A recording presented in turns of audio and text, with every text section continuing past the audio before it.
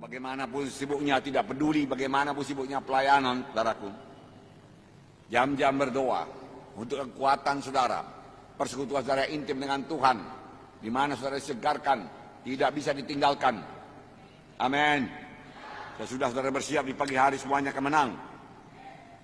Ini namanya persiapan rohani, itu hidup berkemenangan dalam hidup sehari-hari. Hidup berkemenangan dalam pelayanan, bersaksi. Bersaksi itu harus berdoa lebih dahulu, mengadakan terobosan lebih dahulu dalam doa. Direbut lebih dahulu jiwa itu dalam doa, baru bersaksi. Amin. Jangan maju saja bersaksi, saudaraku. Harus ada doanya lebih dahulu. Doa yang mengadakan terobosan, tidak doa biasa-biasa. Demikian untuk kebaktian minggu yang menang. Apalagi kepada hamba-hamba Tuhan melayani kebaktian minggu. Sebelum berangkat, harus menang dalam berdoa lebih dahulu. Dan terjadi kemenangan dalam doa, baru menang dalam pelayanan. Haleluya, saudaraku. Nah, puji Tuhan, saudaraku. Rahasia persiapan rohani kita. Rahasia persiapan rohani. Simple, saudaraku. Saudara boleh mempraktekannya. Saudara sudah memiliki, saudaraku, segala kebutuhannya, saudaraku.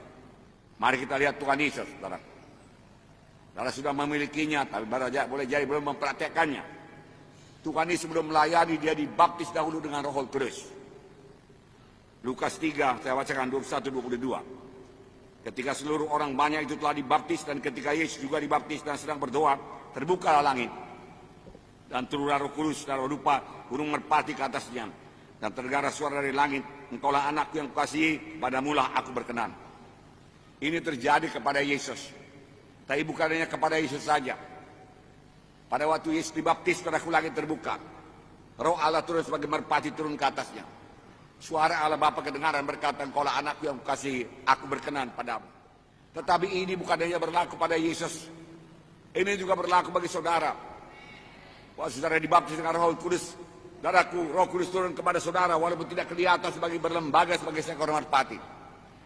Dia turun dan tinggal dalam saudara sebagai penolong saudara, yang melengkapi saudara, yang mengurapi saudara, yang memampukan saudara untuk melayani dengan kuasa.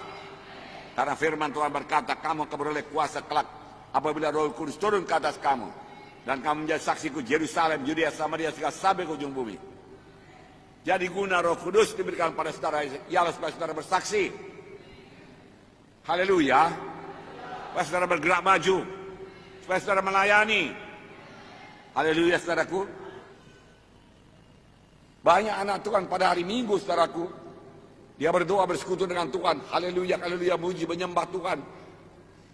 Dalam persekutuan yang intim dengan Tuhan, saudaraku, dan mendapat firman Tuhan meneguhkan imannya, rohaninya, saudaraku, imannya, saudaraku, diangkat begitu tinggi, saudaraku. Tetapi selesai kebaktian dia lupakan semuanya. Dia tidak berbahasa roh lagi, saudaraku. Saudara, dia tidak memperdulikan keadaan rohani, saudaraku. Bahkan menjadi duniawi sepanjang hari-hari berikutnya, saudaraku. Saudara, sehingga dia menunggu kebaktian minggu berikutnya, supaya dia bisa diangkat lagi. Karena dalam kebaktian minggu selalu Roh Kudus bekerja. Itu sebabnya saudara dikuatkan. Jangan seperti ini. Saudara tahu yo-yo, saudaraku. Sebentar turun, sebentar naik, sebentar turun, sebentar naik. Jangan, saudaraku, Kristen seperti itu. Jangan. Besok tambah lagi persekutuan saudara yang lebih intim dengan Tuhan. Haleluya. Siapkan. Jangan merosot, saudaraku. Kalau Kristen yo-yo tidak efektif dan tidak akan bersaksi, dan tidak akan memenangkan jiwa buat Tuhan, dan tidak akan bekerja buat Tuhan, dan tidak akan berkorban buat Tuhan, dan tidak akan memberi kepada Tuhan, lalu dia tidak punya hak apa-apa untuk menerima apa-apapun dari Tuhan. Kita tidak punya hak untuk menerima apa-apa daripada Tuhan. Kita tidak memenuhi syarat untuk menerima berkat daripada Tuhan sebelum kita memberi lebih dahulu kepada Tuhan. Betul? Harus memberi. Ada banyak anak-anak Tuhan yang minta saja kepada Tuhan, tapi tidak mau memberi. Maka hidupnya, saudaraku, ya sekedar begitu-begitu saja. Saudara, mari memberi pelayanan, saudaraku, memberi korban kepada Tuhan. memberi doa kepada Tuhan, doa syafaat buat orang lain. Amin.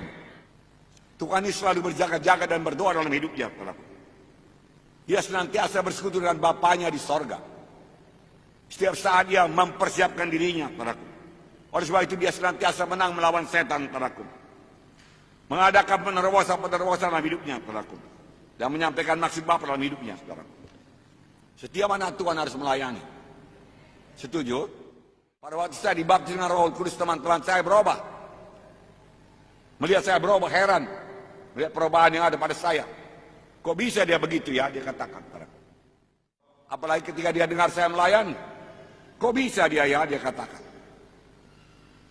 Saudaraku yang kasih dalam nama Yesus. Setelah Tuhan Yesus dibaptis dengan Roh Kudus, saudaraku. Dia melayani. Sebelumnya dia tidak melayani. Apakah sebelumnya dia tidak berkata-kata? Dia berkata-kata. Apakah sebelumnya perkataannya tidak baik? Berkatanya baik. Saudaraku, baik. Lukas 4:26 berkata, 36 berkata, dan semua orang takjub. Lalu berkata seorang kepada yang lain katanya, alangkah hebatnya perkataan ini. Sebab dengan penuh wibawa dan kuasa, ia memberi perintah kepada roh-roh jahat dan mereka pun keluar. Pelayanan Yesus penuh dengan kuasa. Dia mengusirkan roh jahat daripada seorang anak. Dan orang-orang takjub. Ini terjadi setelah dia dipenuhkan dengan Roh Kudus. Penuh kuasa, wibawa. Kalau sekarang orang berkata maunya pelayanan saudara, penuh urapan, penuh kehidupan, penuh kekuatan, penuh kemenangan. Haleluya. Karena itulah yang diberikan Roh Kudus.